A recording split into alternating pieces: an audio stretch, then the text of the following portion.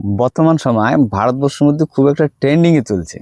ভারতবর্ষের বর্তমান trending topic হওয়া লাগছে সিজেপি, ককরোচ জনতা পার্টি। ককরোচ জনতা পার্টি এই পার্টিটি তৈরি মোটামুটি 8-10 দিন হয়। 8-10 দিন এর বয়স এই পার্টিটি তৈরি হবার।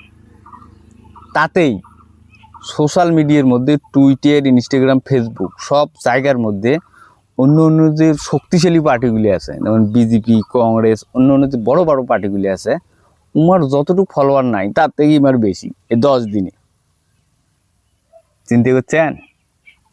তো এখন ঘটনাটা হল ইমার জন্মটা কেন হলো, কেন এই পার্টিটির উদ্ভব হলো, এইটি যদি এই প্রসঙ্গে যদি যান তাহলে এই পার্টিটির জন্মের কারণ হওয়া লাগছে যে ভারতের চিফ জাস্টিস অফ ইন্ডিয়া, মানে ভারতবর্ষের হাইকোর্টের সর্বোচ্চ জজ, বিচারপতি, উনি একটা তুলনা করছে, একটা টিপ্পনি করছে যে ভারতবর্ষের যে শিক্ষিত বেকার লোকগুলি আছে, তাই কিনা শিক্ষিত, ডিগ্রি আছে, অথচ কাম নাই, চাকরি নাই, বেকার মানুষ, হালকা ফুলকে কাম করে, জোম্যাটো বয়, ফ্লিপকার্টের যে কাজ করে, আমার মতো তোমার মতো যে মানুষগুলি, এইলিয়ে হল বলে সিস্টেমের আরশোলা।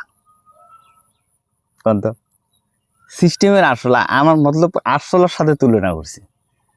তো এইটির থেকে ভারতবর্ষের যে যুবক আছে, জেনজি যেটা কয়, আমরা গেছি জাগি, আমরা জাগিয়ে এই পার্টিটি তৈরি করছি। আর রাতারাতি সব জেনজি ফলো করি পার্টিটিকে এত বড় করছি। যাই হোক, এবার আবার এমরা ওই বড় বড় পার্টিগুলির মতো আমরা আবার ফির 5টা দাবি রাখছি। 1 নম্বর দাবি হল এমার যে ভারতবর্ষের কোনো হাইকোর্টের বিচারপতি উইয়ের বিচার মতলব চাকরির শেষে, অবসরের পরে, অবসর সময় যখন চাকরি থেকে অবসর নিবে, তখন কোনো রাজনৈতিক দল হয় ভোট খেলার পান না। তুমি এমপির দাঁড়ানো, এমএলএর দাঁড়ানো ইয়ে নেই চলেগা। বড় আচ্ছা কাম করছি। 2 নম্বর, যেটা ভারতবর্ষের মধ্যে খুব ট্রেন্ডিংয়ে চলছে বর্তমান সময়, দেন না যে এই পার্টির এমপি, এমএলএ ওই পার্টির চলে যায়, চলছে না? সরকারে থেকে বলে বিজেপির যে যোগ দেয়, যেমন নক্তে আম আদমি পার্টির সম্ভবত এমপি হবে রাঘব চাড্ডা আম আদমি বাদ দিয়ে বিজেপির যে জয়েন করলো। এটা কোনো কথা? তো এবার দ্বিতীয় দাবি অনেক এইটি যে কোনো ব্যক্তি যদি পার্টি চেঞ্জ করবে চায়, তাহলে উই যে সিটের মধ্যে জিতে যাচ্ছে এমএলএ বা এমপি হয়, উইয়ের ওই সিটটা ছাড়ি দেওয়া হবে। দ্বিতীয়, ওই নতুন পার্টিতে জয়েন করার 20 বছর পর উইয়ের ইলেকশন খেলা হবে। বৌদি আর চায় শালা আর পাল্টুরাম এলিয়ার কাম করি পার নাই।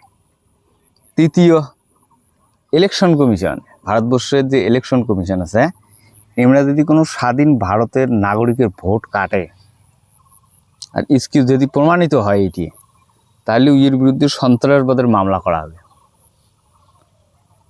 আচ্ছা বাদ है, নাহলে আজকাল দেখবি ভারতবর্ষ সবকা কাট রায়।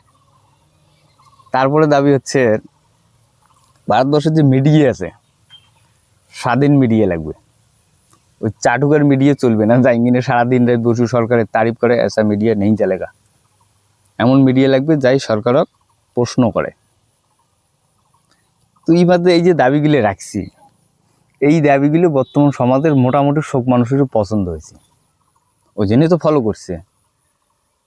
তো জেনজির কথা যদি কারণ বাংলাদেশের মধ্যে সরকার চেঞ্জ করে দিয়েছে, জেনজি এইরকম আন্দোলনে তো তৈরি হয়েছে। নেপালের মধ্যে চেঞ্জ করে দিয়েছে, নেপাল না ভুটানের মধ্যে। তো ভারতবর্ষের মধ্যেও মোর মনে হয় এটি আগামী দিনে একটা চেষ্টা হচ্ছে, বা হয়তো বা আমরা ইলেকশনের মধ্যে দাঁড়াবারও পাই। তো যাই হোক, দেখা যাক আগামী দিনে কি হয়। তো তোমরা যদি এই পার্টির সদস্যতা যদি নিবে চান, তো গুগলের ক্রোম মধ্যে সার্চ করবেন ওই যে সিজিপি পার্টি, তোমার একটা ওয়েবসাইট আছে, ওয়েবসাইটের মধ্যে এখন ফর্ম আছে, ওই ফর্মখান ফিল আপ করে সাবমিট করে দেবে। ঠিক আছে? মোর তো ভালো লাগছে ব্যক্তিগতভাবে, মুই জয়েন করি নিছ। না করিবে কি করবেন তোমরা? এখন এই পার্টিটি একটু শক্তিশালী হওয়া যাচ্ছে, একটু লোক নজরে আসবে যাচ্ছে, মতলব কি একটু প্রতিবাদী কণ্ঠ তৈরি হওয়া যাচ্ছে। इसके साथ साढ़े दिक्कत हो रहा है, ये ट्विटर अकाउंट उड़ी जाए, फेसबुक अकाउंट ब्लॉक हो जाए, এই ধরনের কাজগুলো হওয়া হচ্ছে, যাতে করে এই পার্টিটা আকবার পায় না। এই পার্টির অগ্রগতি দেখিয়ে আমার মনে হয় বিজেপি একটু ভয়ে গেছে। টিএমসির মহুয়া মিত্র সমর্থন করে, অখিলেশ যাদব সমর্থন করে, মোটামুটি বিরোধী কিছু লোক এই এই এই বিচের ধারাটাকে, এই পার্টির যে মাইন্ডসেটটা আছে বা এবার যে ম্যানিফেস্টোটা আছে এটিকে পছন্দ করছে, সাপোর্টও করছে।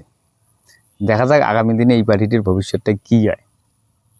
ঠিক আছে, আর যদি জয়েন করেন নাই তো জয়েন করে নিন। ধন্যবাদ।